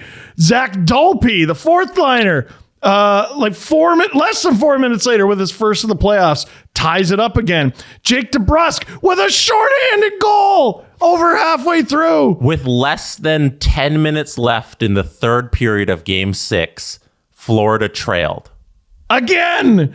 Then Kachuk scores on the power play 37 seconds later after they give up the shorthanded goal. Lutzerainen scores what would go on to be the game-winning goal for Florida with less than 6 minutes to go, and then they would get an empty netter, Sam Reinhart, from Radko Gudas, and they force Game 7. That's so... Oh, my God. Oh, my God! And what was the power play that... again, the power play that Florida got, there were DeBrusk scored the shorty, and then Kachuk got the power play goal right back. Delay a game in the third period. It was the Hampus Lindholm. Those are the only penalties that can be called. The ones The third period. The over the glass ones or the too many men. At the end of the second period, Sam Bennett got called for illegal equipment. What the hell was that? I don't remember that. At 18:02. Yeah, I don't remember. Illegal curve? Let me He got called for that, but not purposely concussing a player? I bet I can find it. Jesus. And they were losing with like a minute to go in Game 7. Yep. So,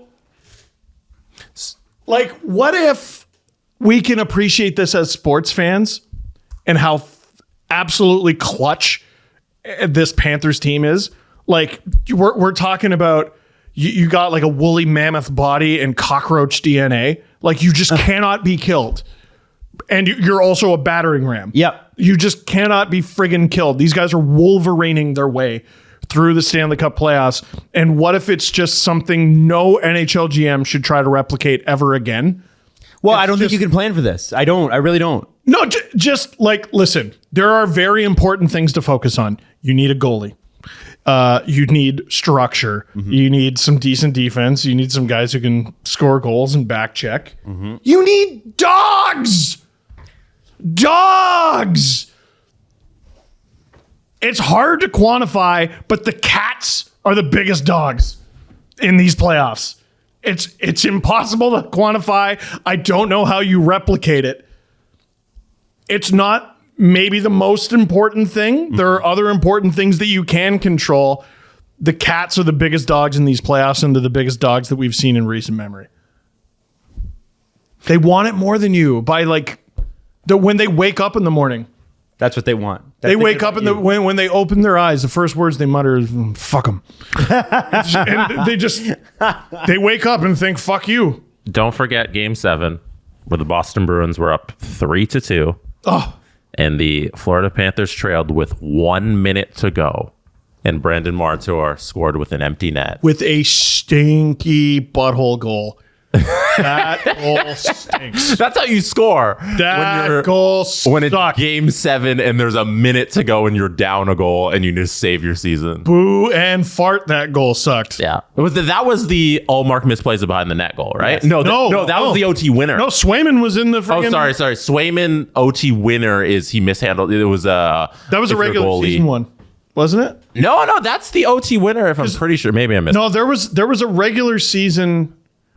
Oh, maybe you're talking about Game 2. Because I think Allmark, they shouldn't be here. No.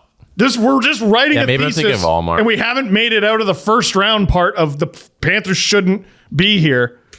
Isn't the beauty that they shouldn't be? Yes, and that's what's exciting. I like that. They are under no circumstances should they be here. You don't at even know all. if the Panthers could do this again. Yeah, no, Jesse, that's the wrong OT winner. That's the Game 7 one. Have they lost in the? The Game 7 one's the one I'm checking. Oh, okay. Have they lost in overtime? I don't think so. I have no idea. They won 3 of 4 against Florida in overtime. They got Boston, you mean? 2 against Toronto? No, 3 of 4 in overtime against Carolina. Oh, sorry. You said Florida. My bad. 2 against the Leafs, so that just 5-0 in rounds 2 and 3. They won game 5. They won game 7, and so there's 7. Mm-hmm. Did they win game 2 in overtime? Did they?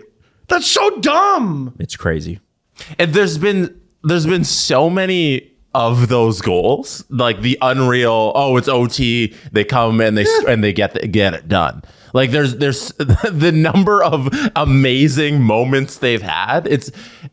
I've famously picked against them every single round, and I haven't believed them in any single way. And you're not going to pick. You're not going to pick them in the finals. No. If I've gotten this far, I would switch now. I said they were going to run over Carolina. As George Bush said, "Fool me once, shame on you. Fool me again, don't get fooled again."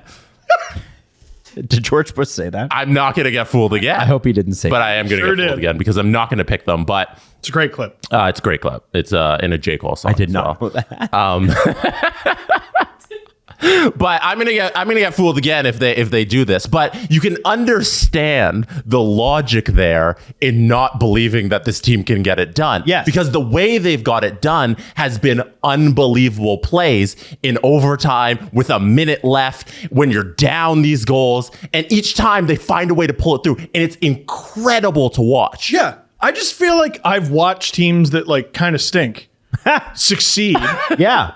And I've been like, wow, this is nuts. They stink, but they're succeeding. The 0-3 Ducks, that team kind of stunk. Yeah. They worked really hard. They got a bunch of like that's a team where I look and I go, yep, it's the goalie. Mm-hmm. It's all the goalie. Vegas, during that cup run, they had a few games where like they just completely like were speed demons and just skated you into the dirt. But on a lot of nights, you're like, wow, this team stinks, and they're winning. And they have new cool jerseys, and their fans have fun songs, and they have like a lizard or something, I think. And William Karlsson has great hair. Yeah. Oh, that's fun. Go Vegas. This is cute. But like Florida, I've never once watched a game in these playoffs and been like, yeah, this team stinks. Wow. Like They don't. There's a lot of nights where I'm like, yeah, they're maybe not the better team. They're not bad. There hasn't been a lot of nights where I'd say they outplayed their opponent. Like, What does that mean though? In the traditional metrics, Right. it's the Leafs coulda winnow meter. That's what you look at with the Florida Panthers, and you say there's not a lot of instances where they coulda, shoulda, woulda. Right. But they do it each time. That's why it's so unbelievable in the like layman's terms. When you're just looking at the game, you're saying how they do it. But then when you dive deeper and you say, okay, the unreal goaltending that they've been getting throughout the playoffs, and I like that this conversation hasn't just hinged on that. Yeah. Like, we haven't just excused this entire run with Bobrovsky. Because you could easily do that, but it's this whole team that's come together, and these big moments that they want it more, and they're able to play this style of hockey where they just capitalize on every single mistake and they turn it into a goal in every single big moment. Go look at so more than half of their wins have come in overtime. Is that true? I'm pretty sure. Yeah. Well, 3 out of 4, and then 2 out of 5, and then yeah, man, I'm pretty sure. And famously, like, the line for overtime is that it's a coin flip. Yes. But then so you keep winning coin flips, but if you keep hitting heads, is it still random, or is there some reason to it? I don't know. Well, oh boy, I don't have enough time to unpack all that. But go look at every overtime winner, and you'll notice a theme. They generate chaos through belligerence, and they go to the net. It's not complicated. It's not complicated. But Steve, do they only have those opportunities because the goalie at the other end is standing on their head? What if it's both? And to my own question, I say your goaltender is a part of your team. You're allowed to do that. Yeah. It's the famous thing with the Leafs, and the Leafs got goalies. Well, the other team's allowed to have a goalie. Yeah. What's more important to a cake? Milk or eggs? I don't know, but you need both, man. The icing. Yeah. This is like. All right. Do you like icing your character? Can we move on to a different one? Cream cheese icing. You guys are no. losing the never thread here tried a that? little bit. No. It's delicious. It's okay. You can taste that. You can taste that it's cream cheese. Nah. I'm fucking bored. Can we move on? I can talk Florida Panthers all day. My mom made great cream cheese icing. Can we please move on? You can taste that it's not icing. Why would if you're gonna have icing, why would you go with the lesser version of icing? No, I can't taste too cheesy. I'll ask for the recipe. Okay. We'll make it. It's just I can taste that it's fucking cheese. It's cream cheese and it's not icing. Can you guys be fucking done now? Because we're gonna lose people. We're gonna lose people. We need to talk about Latvia. All right. Hit the music. Can we talk about Latvia for a second here? Jesse, I sent you a text with a video attached to it that is royalty free. Latvians woke up Monday morning. I'm reading directly from Reuters here, only to find out they didn't have to go to work. Their parliament had met at midnight to declare a holiday after the national ice hockey team chalked up its best result at the World Championships. Latvia, which is where hockey is the national sport, by the way, not the national sport in Canada. That's true. For shame. Was co-hosting the men's championship in Finland, and they won 4-3 over the United States in the bronze medal game, and tens of thousands of people came out. Now, I'm sending you this. That's what it looks like in Latvia. I'm also going to send you this, Jesse. Here are some of the here's some photos, some stills you can actually look at. Dynamo. Crazy. Rica.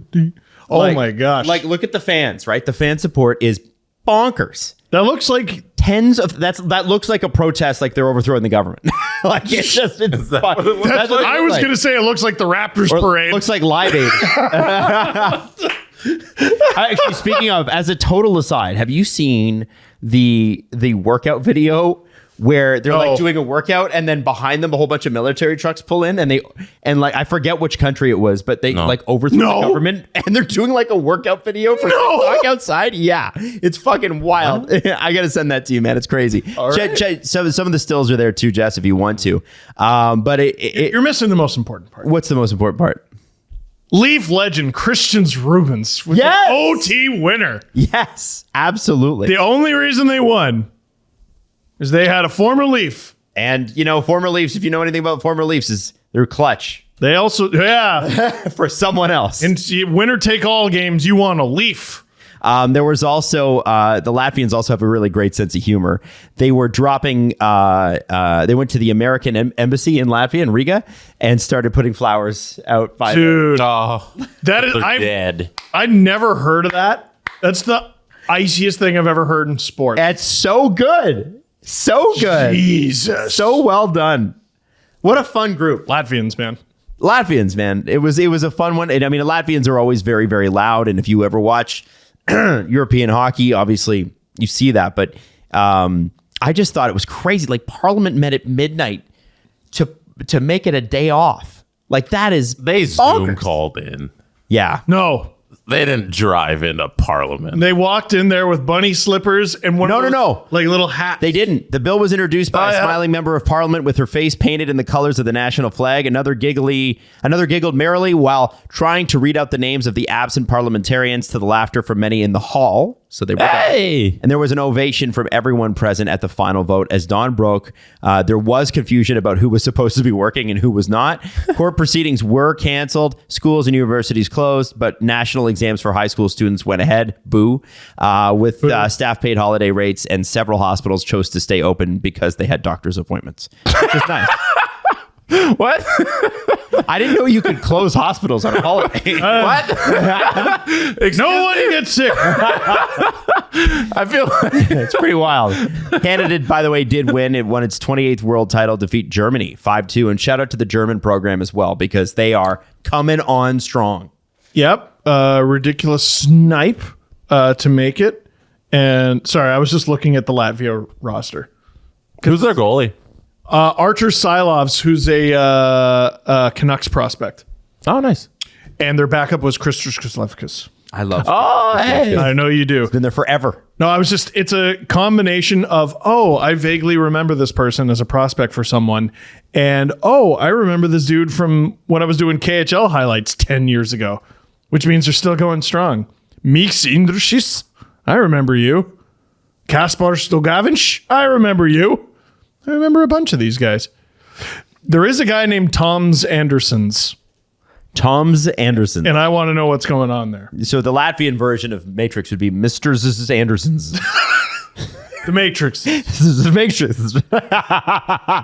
Neos. Do you take the red pills or the blue pills? Scissors. Rudolph's Balsers is on this team. Yeah, see? I know Rudolph's Balsers. Did I mention Martin's Jerkels? He was a Leafs pick. Oh, wow. Okay. Yeah. There's a few other names I recognized. Oh, Ronald Kennan's another former Canucks prospect. Oscar Sobolskis.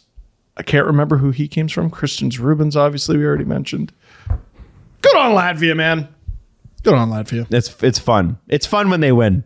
It's really fun. Now, It's fun. the other thing I want to throw out there is another team that's come out of nowhere to win something. And I've been holding back on this story. But this story is bonkers. Jesse, can you bring up the text message that I just sent you on screen? On this past weekend, Luton Town Football Club was promoted from the Champions League to Premiership. Now, Luton Town, that is one of the entrances to their stadium. That is an apartment. It is. Now, let me show you the rest of it, because they quite literally, Steve, walk through people's backyards to get. So, if Jesse, if you They're in the Prem? They're in the Prem now. They made it to the Prem. Now, I am going to send you an article, Jesse, and you can scroll through it with the actual pictures. Do you have the TikTok? I don't. I couldn't find it. I could not find it. But the TikTok's I saw crazy. that TikTok the other day. Steve, essentially, they walk through that door, and you are in somebody's backyard. You're quite literally looking in somebody's backyard. Is their first order of business going to be to like buy those condos and tear them down? No, well, so apparently, the Premier League is like, hey, your stadium's not good enough. So there may be some augmenting happening. Like they're going to have to do something. But it's one of those things that, like, it's one of those funny things about the British system is that you can have a team that has never been there or hasn't been there for 100 years come in and get in. Now, I've actually got it here, Jesse. I got it. You got it? Okay. Yeah. So watch this, Steve. You've never seen anything like this. And of course, it's soaking wet because it's always raining. Of course. But I'm going to look up Give me a second. Yeah. So how many fans could they possibly have? All right. That's crazy. watch this. Fucking brilliant. Oh my word.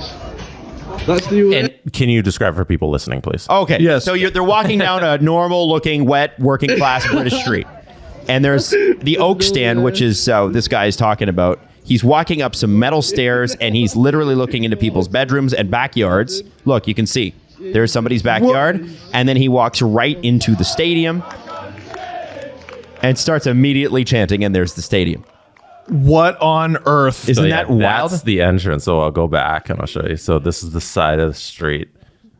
See, we don't have anything like this. Nothing. I feel like in Canada because I don't think we're old enough to. no, because the Brits just built shit and then got older and needed to build some more shit, so they built around the old shit. Well, and especially We just don't have shit that's old enough. especially like in the south of England where the Romans were, they've been building on shit for 2,000 years. Right? A perfect example is I was at a bar in London and I asked where the bathroom was, and the instructions included going up and down the stairs. Wow. Yeah, go down these stairs, turn, then go up these stairs. What? What are you talking about? In Toronto, all we got is all the bathrooms are downstairs. All the bathrooms are downstairs. Yeah, but you know where they are. Yeah, that's like our, in terms of like old infrastructure, is we have to build our bathrooms in the basement. Yeah, for restaurants. they're downstairs. They're downstairs. Where the stuff flows. Here, it's our football stadium is in the back of a house. Yeah, in back of row housing. Yeah. And you know what's crazy That's too? insane. This club has been up and down throughout its history. It was formed on the 11th of April in 1885. Wow. It's been so before the Premiership, there was a top tier. They always had a tiered system. So they've been up and down from the top tier. They've had some success, early last century success, and then they had success late this past century. But this team went so far down in relegation, they were not even in the tiered system anymore. So I believe what they did is they went down to the National League, which is where Wrexham just graduated out of. Right. And from basically from 2009 to now, they've slowly been making their way back up. And this is them. They won against Coventry City 6-5 on penalties after a 1-1 draw throughout the actual regulation play. And if you watch we can't play it here because it's licensed. But if you watch the penalty kicks, and I was watching them on TikTok this morning, you can imagine, right? You're terrified. Oh my God, like we're tied, and they go 1 round tied. Both sides score. The second round, both sides score. The third round, both sides score. The fourth round, both sides score. The fifth round, both sides score. Fire the goalie. Sixth round, Luton Town finally makes a save, and then when they're Luton Town makes a save. Or no, doesn't make a save. Luton Town scores, and then the other team, Coventry City, misses the net, and the fucking. You did a great job of that. I know I did a terrible job. Everything that I said, opposite that. The fans behind the goalkeeper they go bonkers. They're all wearing orange, and they just go crazy. Tore down someone's nan's house. Literally. By the way, the club's nickname is the Hatters. It reflects Luton's historical connection with the hat making trade. Oh, nice. Luton Town was known for that. Oh yeah. Oh, that's where I heard of them. Prominent there since the 17th century. Good Lord. Yeah, isn't that nuts? I love stories like that because that's what makes soccer such a special sport. That exists. That something like that can happen. It's wild. And let's say that this team, and I don't even know who really owns them, but if they went on and had some real success in the Premier League, they're there for 3 or 4 years. Ryan Reynolds has been rumored to buy them, and also Snoop Dogg. Well, and also The Weeknd. Imagine, right? Like Ryan Reynolds and Rob McElhenney bought Wrexham for £2.5 million. If they get up to, from what I understand, if you get demoted from the Premier League, you still get paid a balloon payment on the way down into the championship, and I think that's worth something like $750 million or something. It's like a crazy amount of money, and that's to help you try to get back, right? And so no matter what, this franchise is going to make $1 gazillion doing this. And I wonder, there's rumors again about having to augment that stadium, make it better. I don't even know what you do. What are you going to do? You would have to buy the property literally above the front gate. Yeah. There's just bedrooms. It's just bedrooms. Like, do you build directly on top of it and keep the houses there? Like, that is a charming part of it, is it not? I think it's cool. I would watch a series about like some guy whose realtor didn't tell him about that. Well, I was thinking that somebody purchased those. Oh, yeah. It's like, you know what? There's going to be whatever. There's going to be football here every Saturday. It's fine. Someone lives there. It's a chipper. They went down to the chippy. You think so? Well, you'd have to go up to the chippy in this case. Exactly. Because it's upstairs. What a silly little... They should be honestly called the Luton Town Innits. I love that. That's awesome. I want to know... I need to go to England for my stupid little genealogical, what is it? Genealogy research project. Yeah. Because actually, my great-grandfather who was adopted, I found the house that he was raised in. Really? I found the house. Okay. I want to visit the house. All right.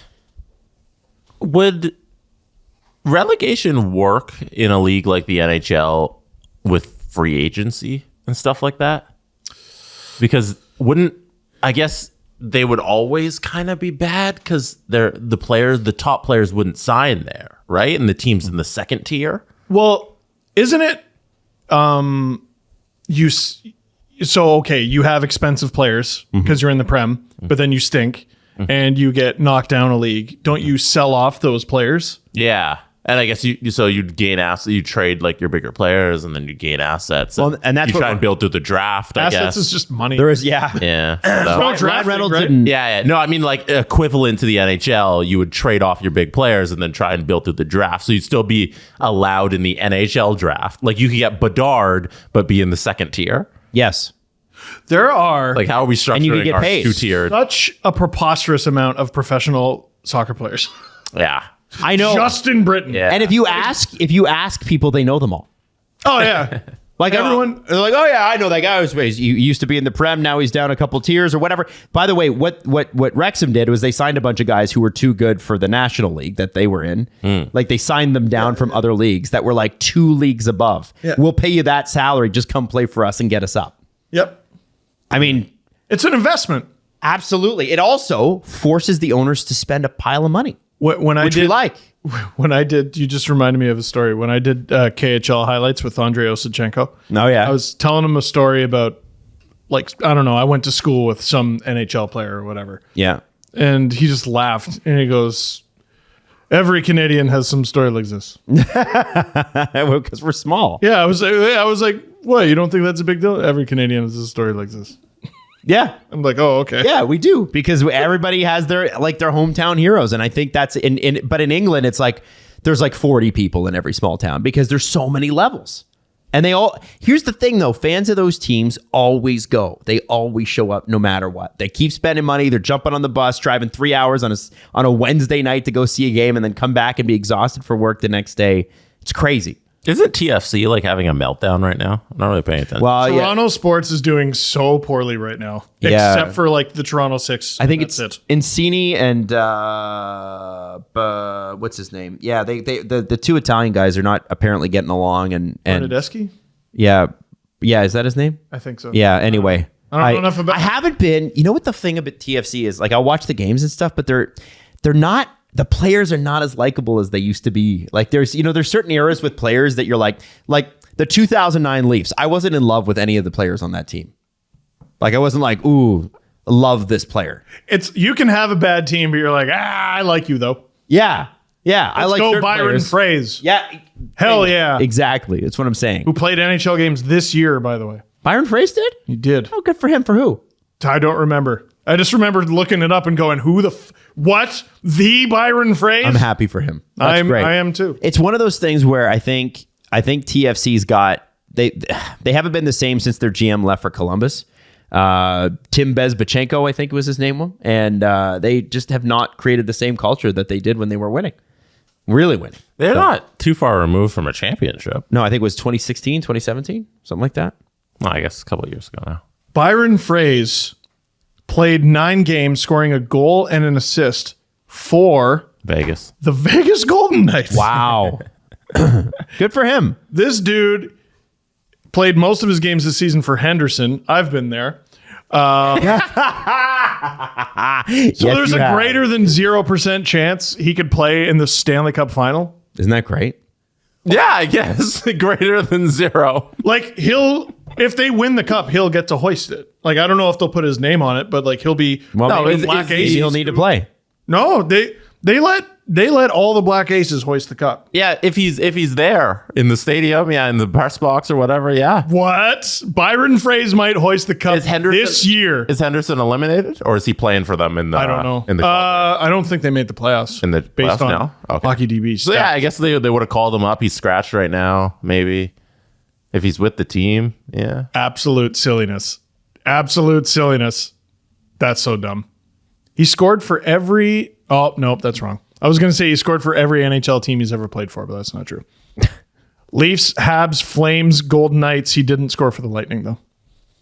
Wow. Byron fucking Fraze.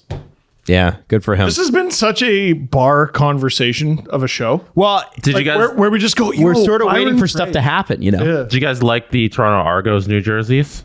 I did not see them, and also I can't hear you. You've got your hand. Did you guys like the Toronto Argos New Jerseys? What? They unveiled New Jerseys. Well, those are nice powder blue. They look like Tennessee Titans jerseys, so I'm going to buy one and wear it every day for 3 years. That was what Steve did in high school. He wore Tennessee Titans jersey every year. Maddie out loud Yeah, says Maddie those are liked cool. They are cool. That's a nice color. I like that. Yeah. Since we were catching up on Toronto sports news, I thought I'd throw in Toronto Argos also did something. And the Argos. which is every sportscast ever in Toronto. I am the Argos. It really is with an air of, listen, I have to. I got to do this. My organization has the rights. We own them. we own them. We carry their TV rights. I don't know. I feel bad because the CFL is big literally everywhere else in this country. It's just not. The Argos, including Hamilton. The Argos used to be an enormous draw. Like in Toronto, they used to average like 20, 25,000 a game, and they just lost relevance in the last 20 years. And it's a shame because they've been a franchise, I think, for more than 100 years. It just feels like there's too much to do. Yeah, maybe that's what it is. Like I've talked about this with, it's anecdotal, but I think it applies. Our buddy's band, Aberdeen. Yeah. Friggin', Toronto, you're like struggling to get into bars and struggling to get them to pay you, and can't get people out to the venue and can't get people to buy the merch. And then they went out to the East Coast and they were sold out of everything by their second date. Just because everyone's like, hey, there's a band tonight. Let's go. Let's go see them and support them. Even though we don't know them at all. I was at their Halifax show and there was like 100 kids there that sold it out. It was crazy. It was like in the middle of a field in like a weird barn. I remember that. I was like, where are we? And then, I just moved there. And like they were in, so the guys who did the guitar riff for LFR, that's Aberdeen. Mm-hmm. And they were in like one of the Camp Rocks. Yes. Which one? Two. Oh, nice. Camp Rock. They're in the movie. Rock. Yeah, let's go. Yeah. Camp Rock. That everybody doing that on TikTok is that Camp Rock chant is so aggressive. My favorite scene so much is going on when she's DJing and then she just goes and then Demi Lovato's character goes, she's so good. Yeah, she's really good. Have you seen the people just doing what Kirsten Dunst does in what the hell is that dance movie? Save the Last Dance. No. I think. No? And they or they take like Step Up, the old dance moves from Step Up, and they do them and they're just so aggressive and weird. Like these are not dance moves. Did you ever watch Step Up, Jesse? Probably when I was like 8. And then there was Step Up to the Streets. Yeah. Whoa. You see. Yeah, I think Channing Tatum and Jenna Dewan were Step Up. And I believe you. Yeah. And then they got married. Jesus Christ, we need some hockey games. I know. Or some drama, some news. There's been nothing. You know what? Why don't we do a press conference? We haven't done one of those in a while. The Presser. SDP. The Steve Dangle Press Conference. I do want to say this. Oh, so I don't get to ask the question. No, you don't. This used to be how every show was. Whether it was something going on or not. This was our show. I want to call this episode, I'm sorry. Why? What's wrong with I don't know. Because I feel like we hit the Channing Tatum buoy. I don't think there's anything wrong with that. No, I think that's cool. You guys haven't let me ask the question in weeks. Go. Because there's been so much hockey news. And finally get to the press conference. I already did. Hit the music. The end music, you mean? Yeah, we're done. All right. Press conference channel on our Discord. If you're not a member of our Discord, go to sdpn.ca and join us on Discord. In the press conference channel, we got a question that I'm looking for right now that said, that's along the lines of our conversation earlier. They said in February, this is from Lay, in February 17th, 2017 episode of SDP, you guys almost considered buying season tickets for the Florida Panthers because they were cheap and the contest for the giveaways were great prizes. Do you remember there was like helicopter rides and all those stuff? Yeah, you also got like free parking for the entire season and a jersey. And I think they were $300. They were basically paying you to buy these season tickets. Oh, yeah. We should have done it. We should have really done it. If it was today, we would have went through with it. I think we just didn't have the money, to be honest. Yeah, no, 100%. No, we definitely didn't. No, I needed $300. I remember trying to tell my wife, like, oh, isn't this funny? And she's like, we have a mortgage. Lay concluded that with, how much are the tickets now? Adam, do you want to look up how much Panthers season tickets are now? Because they were like $350 for the whole season. Money could we have made? Yeah, if we held on to them. If we had simply held on to those tickets. First off, if you are a Florida Panthers season ticket holder, you are not just a season ticket holder. You are a member of the territory. Oh, you're a territory member. Do you get a ring if they win? You get like the Raptor season ticket holders. They have the option to buy those, like the replica ones. Yeah. So you get 25% discount on all concessions in the team shop. unlimited access to trade, unlimited ticket trade access, so you can buy, sell, trade. Exclusive player event. You get territory member Cats Cash. I'm assuming you can spend. So not only At the team shop. they're giving you a discount, but they're giving you money to spend at the team shop and savings on single game tickets if you want to buy extra. There's also like, How much are they? I'm looking for that. Hold on. $500 discount on Florida Panther nightly suites as well. So if you want to have a suite while you're a season ticket holder, you can get a suite and you get a $500 discount on it. You can't afford not to do it. It's crazy. I'm looking for the numbers here. Hang on. They here. Territory memberships. I mean, if it's under $5,000. So first off, you have to request more information. You have to fill out the form, request more information. Boo. It's not available. Boo. They heard our podcast and they don't want us making fun of them anymore. They might have.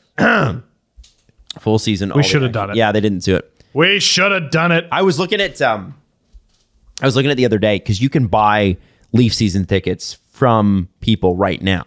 You can buy just the season tickets, or you can buy the. You're seeing how much you could get for yours, just No. if you wanted to sell them. I just wanted to know Yeah. how much does it cost now? And there are people selling seat licenses, like a pack of 2, for $150,000. Some of them are like $80,000, but they're $80,000. Who the fuck has that? So you have $80,000, and then so it's considered an asset. So you actually list that as an asset on your balance sheet, believe it or not. So if you have it as a part of a corporation, it can be considered a business expense.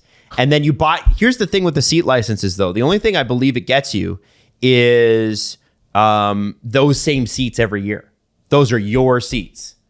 So if you're a season ticket holder, you get them, but you may not have the same seats each year. If you're a license holder with the Leafs, you own that license. You get Leafs and Raptors and like all that sort of thing. Those are your seats all the time. And I think you can. If I'm not mistaken, you buy the license, but that does not include the ticket price. So you have to buy the tickets every year, which could be, depending upon where you sit, $15,000 to $20,000. All right, you want season tickets, Florida Panthers prices? Yeah. So I just went on our Florida Panthers on Reddit. Somebody asked 1 year ago, how much are season tickets? And the helpful people in the comments helped them out by giving them some exact prices. So for section 324, row 2 tickets without parking, $1,764. That's about $42 per game. You know what? That's not a bad way to spend your money, like in terms of entertainment value. It's pretty sweet. $1,000. Oh my God. 2,000, 1,700, you know.